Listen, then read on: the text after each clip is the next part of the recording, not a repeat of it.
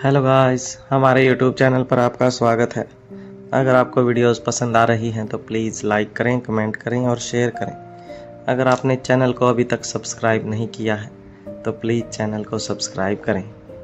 दूसरी तरफ विराट के दिमाग में कब से एक ही सवाल घूम रहा था। वह मौके की तलाश में था कि वह अपने जहन में उठ रहे सवाल के बारे में मुक्ता से बात कर सके। मुक्ता को होटल 7 से परासर हवेली वापस आने के बाद अब मुक्ता वापस अपनी गाड़ी से बाहर आ जाती है और हवेली में अंदर जाने के लिए आगे बढ़ने लगती है। तब हमेशा की तरह विराट चाचा उसके साथ साथ उसके एक कदम आगे रहकर चल रहे थे। यह मुक्ता से बात करने का एकदम सही समय था। विराट मुक्ता से कहता है, बेटी जी, अगर अनुमति हो तो क्या मैं आपसे एक बात पूछूं? मुक्ता कहती है, हाँ विराट चाचा, पूछिए।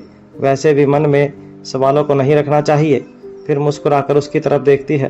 तभी विराट कहता है, मुझे यह पूछना है कि सनी बाबा आपसे अकेले मिलने क्यों नहीं आए? वह अपने दोस्तों को आपसे मिलवाने के लिए क्यों लेकर आए थे? मुक्ता बड़े ही सामान्य तरीके से जवाब देती है, नहीं, मुझे ऐसा नहीं लगता। फिर एक पल रुक कर कुछ सोच कर कहती है, हाँ वो अपने दोस्तों को साथ लेकर आए थे, लेकिन कुछ तो ऐसा था कि जिसकी उसकी आज शामत आने वाली थी। कोई आदमी कोई ऐसा था जिसकी वह शामत लाने के लिए आज इकट्ठा आए थे। वह बच गया। वह 3 दोस्त मिलकर उसकी क्लास लगाने वाले थे। विराट को मुक्ता की यह बात बिल्कुल समझ नहीं आती है, इसलिए वह अपना सवाल और भी स्पष्ट करते हुए पूछता है, आप उनके दोस्तों से क्यों मिली हैं? आप चाहती तो उनके साथ अच्छा वक्त बिता सकती थी। अब दोस्तों को समझने का ज़्यादा वक्त भी नहीं मिल पाया होगा। इस पर मुक्ता जवाब देती है, हम उनके बारे में जल्द से जल्द जानना चाहते हैं, वह कैसे इंसान है। फिर एक बार रुक कर आगे कहती है, विराट चाचा, अगर किसी भी इंसान के बारे में जानना चाहते हो तो आपको शक की वह अहमियत अब आप पर प्रकट नहीं होने देना होगा, और वह सबसे आसान तरीका होता है उसके दोस्तों को जान लिया जाए, क्योंकि हमारे व्यक्तित्व का बड़ा हिस्सा हमारे दोस्तों के साथ मेल खाता है। इसलिए वही लोग हमारे दोस्त बनते हैं जिनकी आदत और स्वभाव हमारे जैसा हो। यदि किसी व्यक्ति के दोस्त बहुत पुराने हो तो इसका मतलब है कि उसे रिश्ता निभाना आता है। अगर उनके दोस्त बहुत अच्छे हैं तो इसका मतलब है कि व्यक्ति में बहुत बड़ी अच्छाइयाँ हैं। अच्छे लोगों के मित्र भी प्राय अच्छे ही होते हैं। इस पर विराट कहता है, बेटी जी, आपकी बातों का मतलब समझना बिल्कुल भी आसान नहीं। इस बात पर मुक्ता मुस्कुराकर कहती है और फिर वह दोनों हवेली के अंदर प्रवेश कर जाते हैं। अगली सुबह मारवा हाउस में आज मीटिंग का 5वां दिन था। जब अनिका अपने कमरे में से नीचे आती है और उसे प्रीति कहीं दिखाई नहीं देती। मीटिंग पैलेस जाने की जल्दी में अनिका प्रीति का इग्नोर नहीं करती और सीक्रेट अंडरग्राउंड में पहुंच जाती है। वहां पहुंचकर देखती है प्रीति वहां पहले से ही मौजूद थी। वह एक स्टैंडिंग वाइट बोर्ड के साथ विशो के सामने खड़ी थी और उसे अपने हाथ में एक मार्कर लेकर रखा था। उसकी मदद से वह विशो से बात कर रही थी कि अनिका को देखकर वह गुड मॉर्निंग कहे।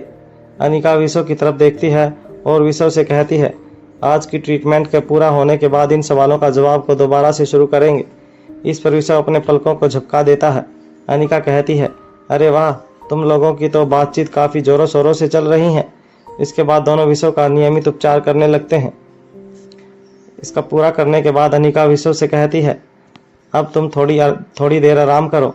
फिर अनिका प्रीति की तरफ देखकर कहती है, अगर तुम्हारा डर चला गया हो तो क्या तुम्हारे जो मुझे सवाल पूछने हैं अब तुम पूछ सकती हो, या मैं जाऊं?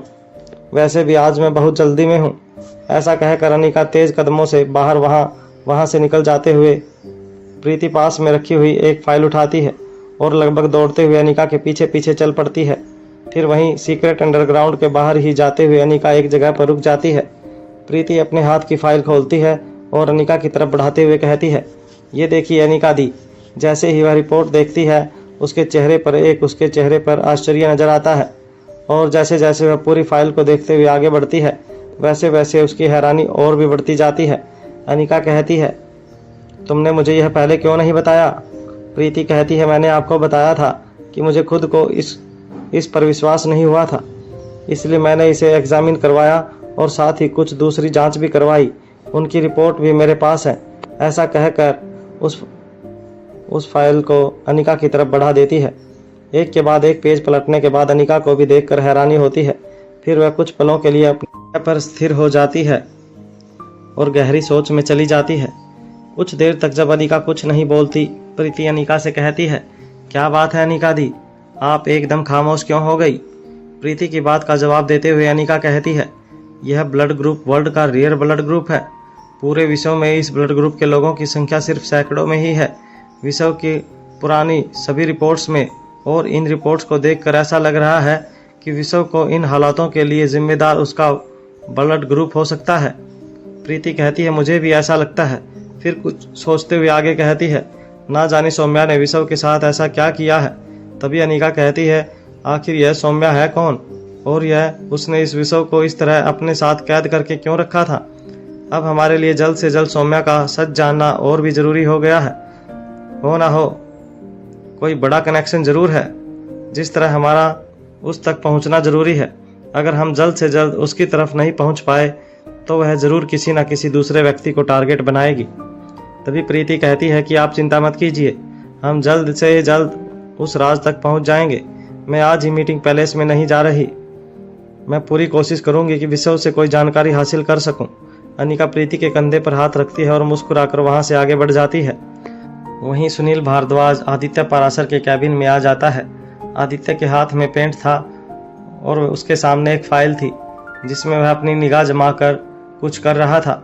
सुनील पाराशर के इस तरह सुनील भारद्वाज के अचानक आकर वहां खड़े हो जाने पर वह बिना अपनी नज़रें उठाए सुनील से कहता है, बस सुनील 2 मिनट और फिर चलते हैं मीटिंग में। सुनील दबी हुई आवाज़ में कहता है, नहीं सर, यह बात नहीं है। उसके बाद सुनील भारद्वाज से अपने दोनों हाथ बांधकर वहीं खड़ा हो जाता है। आदित्य अपने पेन को नीचे रखता है और वह सुनील के चेहरे की ओर देखता है। आदित्य सुनील के चेहरे की तरफ देखकर अचंभित रह जाता है, क्योंकि इस वक्त उसके चेहरे पर हवाइयाँ उड़ गई थी। आदित्य हल्की सी मुस्कान के साथ कहता है, आपके चेहरे को देखकर ऐसा लग रहा है कि जैसे द्वितीय विश्व युद्ध की घोषणा हुई हो और शुरुआत हमारे ही घर से होने वाली हो। क्या हुआ है, बताओ मुझे, इतना घबराए हुए क्यों हो? सुनील जवाब देता है, सर, यह रोहित मारवा के असिस्टेंट चिराग मेहता आए हैं। वह आपसे अभी इसी वक्त मिलना चाहते हैं। और यह सुनकर आदित्य के चेहरे पर भी आश्चर्य का नज़ारा आ जाता है। आदित्य कुछ सोचता है, उसके बाद कहता है, इस तरह बिना किसी पूर्व सूचना के और किसी पूर्व योजना के यहाँ आने का क्या कारण हो सकता है? सुनील कहता है, मैं यह नहीं जानता। मैंने उससे पूछा तो उनका कहना है कि वह सिर्फ आपसे ही बात करेंगे। आदित्य फिर से गहरी सोच में डूब जाता है और उसके बाद कुछ सोचने समझने के बाद सुनील से कहता है, उनसे इस इंडस्ट्री में कभी कोई रुचि नहीं रखी, फिर भी इस तरह अचानक चले आना क्या मतलब हो सकता है? सुनील अभी भी आदित्य के चेहरे की तरफ देख रहा था। इस सवाल का वह कोई जवाब नहीं दे पा रहा था। फिर भी कुछ पल रुक कर आदित्य कहता है, सर, टेक्सटाइल का साइज कितना भी फैला हो या कितना फैला हुआ है, कितना भी क्यों ना फैला हो, लेकिन फिर भी रोहित मारवा से टक्कर लेने में कोई समझदारी नहीं। चिराग मेहता के बारे में हम सभी जानते हैं। ऊपर से जितना सज्जन पुरुष दिखाई देता है वह अंदर से उतना ही शैतान है। वह अच्छे के साथ अच्छा और बुरे के साथ बेहद बुरा। उसके ऊपर उनकी यह ताकत अपनी नहीं बल्कि मिस्टर रोहित मारवा की है। उनके यहाँ आने का मतलब यही समझा जाता है कि रोहित मारवा खुद चलकर आए हैं। यह उनके असिस्टेंट नहीं बल्कि रोहित मारवा का दायां हाथ है। बुद्धि और हस्ताक्षर मिस्टर रोहित मारवा के चलते हैं, लेकिन हाथ हमेशा इस चिराग मेहता का होता है। यूं ही मिस्टर रोहित मारवा के खास नहीं है। यह अगर हमारी किस्मत उन्हें यहाँ तक खींच ले आई है तो जरूर कोई बड़ी वजह होगी। इतना कहकर वह चुप हो जाता है और अपने माथे पर अपना हाथ रख देता है। 2 पल रुक कर दोबारा बोलना शुरू करता है, हम उन्हें मिलने से मना कर सकते हैं, इतना हमारे अंदर सामर्थ्य नहीं। तूफान सामने से चलकर आया है तो रुक जाओ। झुक जाने में ही समझदारी है, तभी उसे बचा जा सकता है। सिर उठाने पर मतलब जड़ से उखाड़ना होगा। फिर 1 पल रुक कर दोबारा कहता शुरू करता है, एक काम करो, जाकर आज ही मीटिंग की डील कर लो और जो डील नहीं हो सकी उसे पोस्टपोन कर दो। चिराग मेहता को या मेरे कैबिन में बुलाओ। सुनील भारद्वाज यस कहकर वहां से चला जाता है। रोहित मारवा के इस तरह से अचानक कंपनी में पहुंचने से वहां के सभी लोगों में हलचल मच गई थी। सभी किसी घटना के होने को लेकर आशंकित हो उठे थे और मन ही मन इच्छा व्यक्त कर रहे थे कि ऐसा कुछ ना हो जो उन सब के लिए आहत हो। कुछ ही मिनट बाद सुनील भारद्वाज चिराग मेहता के लिए आदित्य सर के कैबिन का दरवाजा खोलते हैं। चिराग को देखते ही आदित्य अपनी जगह से उठकर खड़ा हो जाता है और हेलो चिराग सर कहकर अपना हाथ आगे बढ़ा देता है। बदले में चिराग मुस्कुराकर अपना हाथ आगे करता है। दोनों हाथ मिलाने के बाद आदित्य उसे कुर्सी की ओर अपने हाथ के इशारे से बैठने के लिए कहता है। चिराग के बैठने के बाद आदित्य कहता है, कैसे हो आप? आपने हमें स्वागत की तैयारी का भी मौका नहीं दिया। आने से पहले एक बार खबर कर दी होती। तभी चिराग कहता है, इन सब की कोई ज़रूरत नहीं है, पर आप इतना सोचते हैं, यह आपका बड़प्पन है। मैं तो मारवा हाउस की कंपनी का सिर्फ एक छोटा सा प्यादा हूँ। आदित्य पराशर से मुस्कुराकर कहता है कि मैं आपकी तारीफ से अच्छी तरह से वाकिफ हूँ। आप आए हैं तो मतलब रोहित मारवा का कोई खास संदेश ही लाए होंगे। फिर मैं यह कहूँ कि उनकी कोई संदेश या आदेश लेकर आए होंगे। तभी चिराग कहता है, नहीं नहीं नहीं पराशर साहब, मैं यहाँ पर सिर्फ खुद आया हूँ। मैं यहाँ पर आपसे बातचीत करने के लिए आया हूँ। बड़ा ही छोटा सा मामला है, अगर आप चाहेंगे तो बड़ी ही आसानी से सुलझ जाएगा। आदित्य मन ही मन सोचते हैं कि ना चाहने वाली कौन सी बात है, अगर आप एक बार कहकर तो देखिए। ठीक इसी वक्त मुक्ता भी पराशर कंपनी में पहुंच जाती है। वैसे तो आदित्य के बनाए हुए सभी नियमों का सख्ती से पालन होता था, लेकिन मुक्ता एक अकेली ऐसी थी जिसके ऊपर कोई भी रूल रेगुलेशन नहीं होता था। उसे कोई भी कुछ नहीं रोकता टोकता था। मुक्ता बहुत खुद समझदार थी, लेकिन अगर वह कभी चलती हुई मीटिंग के बीच में पराशर आदित्य से मिलना चाहे तो उसे ना कहने वाला कोई नहीं था। आज भी कुछ ऐसे ही घटना घटने वाली थी। मुक्ता अपने मुस्कुराते हुए चेहरे के साथ सुनील के सामने जाकर खड़ी हो गई। उसके चेहरे पर परेशानी देखकर मुक्ता अचंभित रह जाती है और कुछ सोचने लगती है। मुक्ता सुनील से कहती है, जहाँ तक हम आपको जानते हैं, आपको कभी डांट नहीं पड़ती, लेकिन आज आपके चेहरे को देखकर ऐसा लग रहा है जैसे किसी ने आपके ऊपर बम गिरा दिया हो। क्या आप हमें बताएंगे कि आपके इस उतरे हुए चेहरे का क्या कारण है? सुनील मुक्ता की तरफ देखता है और उसे अपने मन की सारी दास्तां सुनाता है। सुनील की सारी बातें सुनने के बाद मुक्ता कहती है, ओ बस इतनी सी बात, आप बिना वजह के परेशान हो रहे हो। ऐसा कहकर वह अपने तेज कदमों से आदित्य के कैबिन की तरफ बढ़ जाती है। सुनील जाती हुई मुक्ता की तरफ अपना हाथ आगे करता है और अपने मन की बात को मन में ही बड़बड़ाकर कहता है। वह कहना चाहता था कि मुक्ता जी आप वहां मत जाइए, लेकिन वह ऐसा नहीं कर सकता था। मुक्ता कैबिन के दरवाजे पर पहुंच जाती है। जैसे ही चिराग मेहता की आवाज़ उसके कान पर पड़ती है, वह वहीं रुक जाती है। वहाँ कैबिन में चिराग आदित्य से कहता है, मैं सस्पेंस नहीं बढ़ाना चाहता, इसलिए सीधा मुद्दे पर आता हूँ।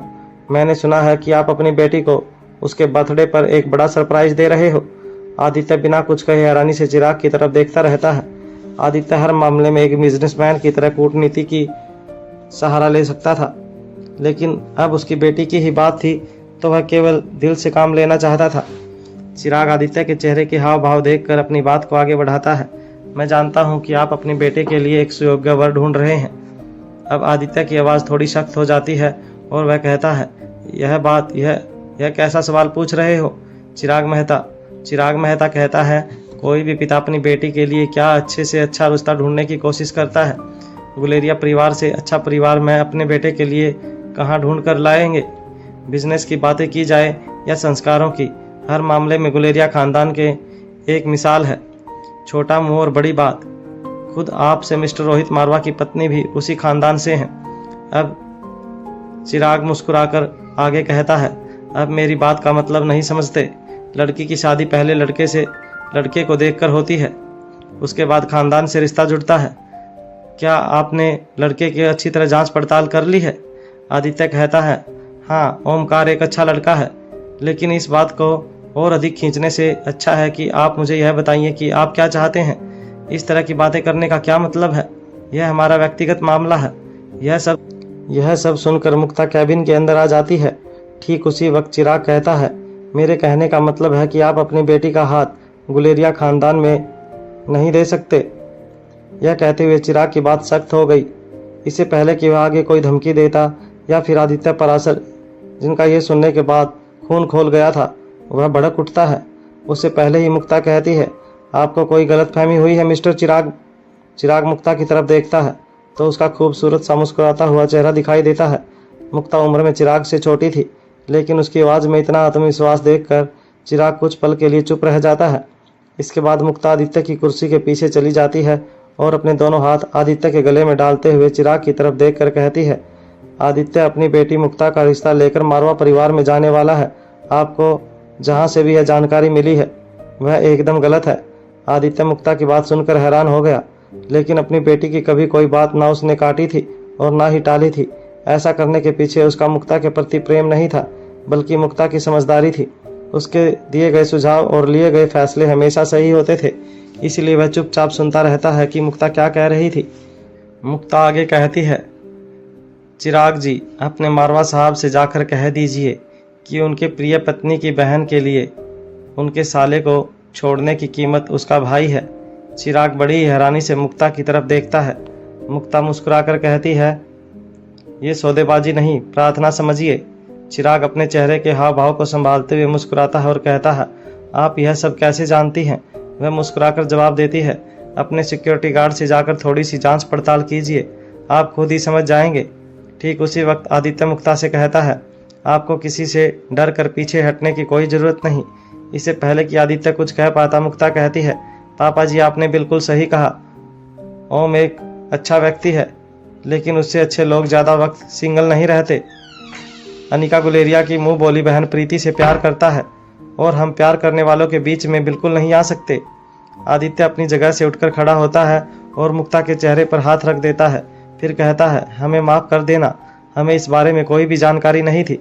तभी चिराग मेहता भी अपनी जगह से उठकर खड़ा हो जाता है और मुक्ता की तरफ देखकर कहता है, आप छोटी सी उम्र में ही बड़ी बिजनेस वूमेन हैं, आपका सुझाव आगे तक पहुंचा दूंगा। फिलहाल जिस काम के लिए आया था वह हो गया है, अब मुझे इजाज़त दीजिए, मुझे जाने की ज़रूरत है। आदित्य अपनी जगह से खड़ा होकर अपने दोनों हाथ जोड़कर चिराग से जाने के लिए परमिशन देता है। चिराग भी अपने दोनों हाथ जोड़कर वहां से जाने के बाद आदित्य मुक्ता की ओर कई सारे सवाल करता है। मुक्ता हर सवाल का साफ साफ जवाब देती है। तब आदित्य कहता है, अच्छा, सही समय पर सही बातें पता चल गई, नहीं तो अपनी बेटी को सरप्राइज के चक्कर में हम भी एक शौक दे बैठते।